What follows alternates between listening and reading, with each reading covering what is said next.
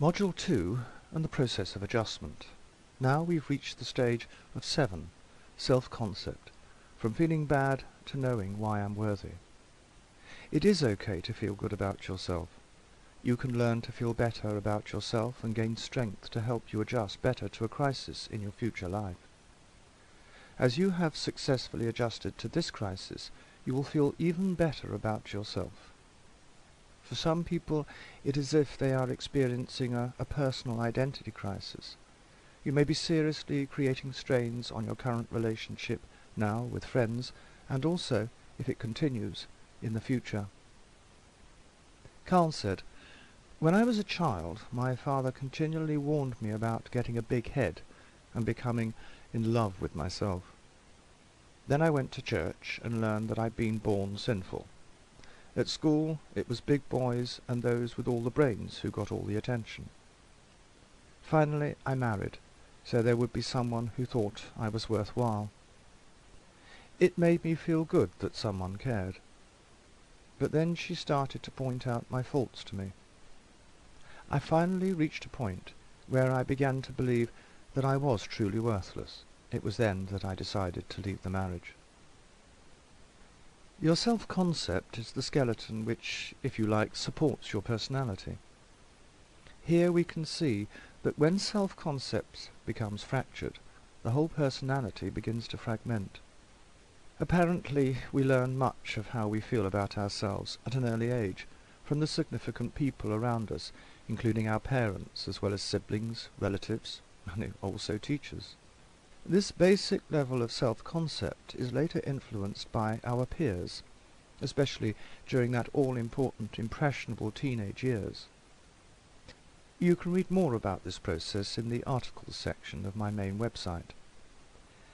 As an adult, your partner becomes a primary source of validation and feedback, and greatly affects your feelings of self-worth. Many relationships that end in separation developed a pattern of interaction which was destructive to the self-concept of both parties. In fact, some become so destructive that the people may not be able to end the relationship due to those feelings of worthlessness. But I shall be covering this later in terms of dependent relationship structures. For example, the battered wife thinks that she deserves the emotional and physical abuse. She is unable to leave the relationship because she does not believe that she'd be able to make it on her own. Many people have suffered the erosion of their self-concept in bad relationships before, and may consequently seek relief in separation and ending the current relationship, but only when they realize, on reflection, how this was a positive step to take. However, for many, until they realize this all-important fact, the paradox is that when the physical separation comes and the relationship ends, self-concept hits an all-time low. When the relationship fails, the identity suffers. Studies have shown that people with good self-concept were better able to adjust to the end of a relationship, and this research endorses what common sense tells us. A good self-concept makes adjustment to a crisis in our life easier. During this period, it is reassuring to know that your concepts about self can be enhanced, because we can see this as a period where we can relearn, grow, and change. Step 1 seems obvious, but often understated. You must make the decision to change, and to find that inner source of emotional energy, which can be called a soul connection, a psychological ego, or a life force connection. Everything in our life is often affected.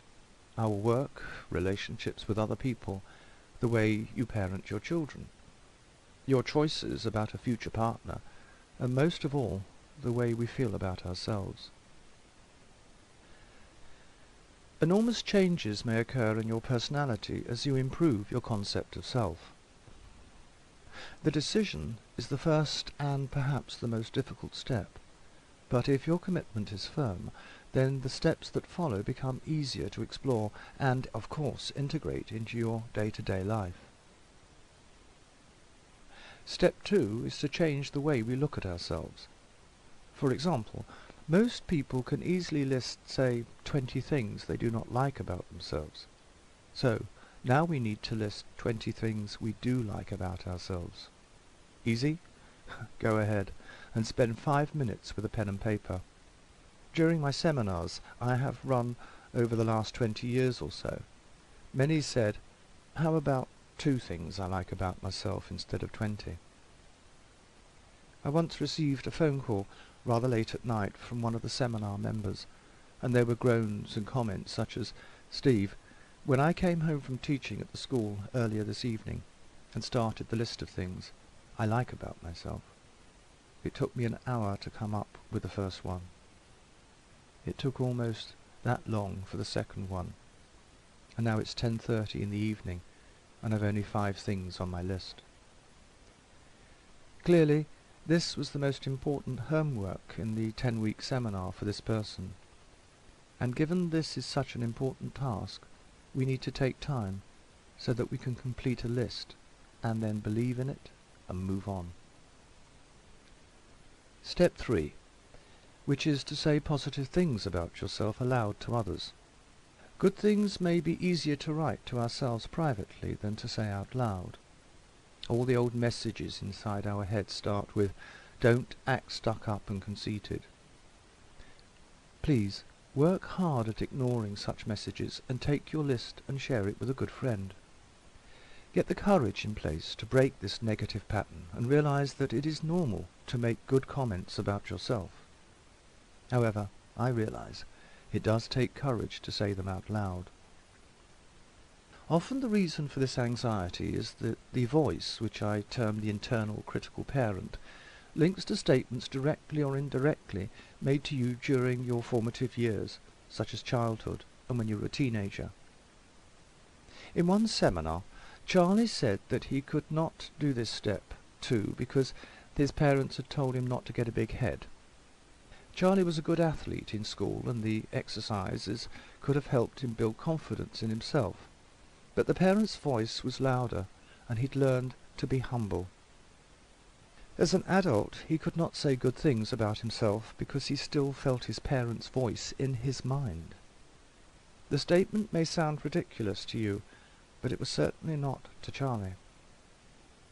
Step 4 is a tough one for many. Re-examine your relationships with others and make changes which will help you break destructive patterns and develop a, well, if you like, a new you. Much of your self-concept is validated by feedback from others.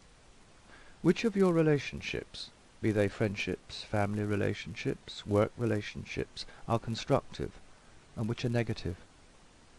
Take a look, when you have a moment, at one of the articles I've written placed on the website on life transitions to learn more about the key dynamics in this process. Changing your relationships may be very difficult due to our tendency to follow old patterns and find relationships that reinforce your present level of self-concept.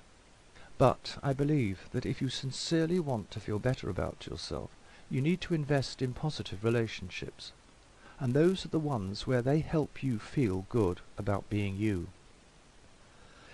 We all hear the messages in our head, nurturing and critical parents, to use terms I work with from transactional analysis, and these voices can be from our parents, significant adults during our formative years, such as grandparents, aunts and uncles, teachers, and so on.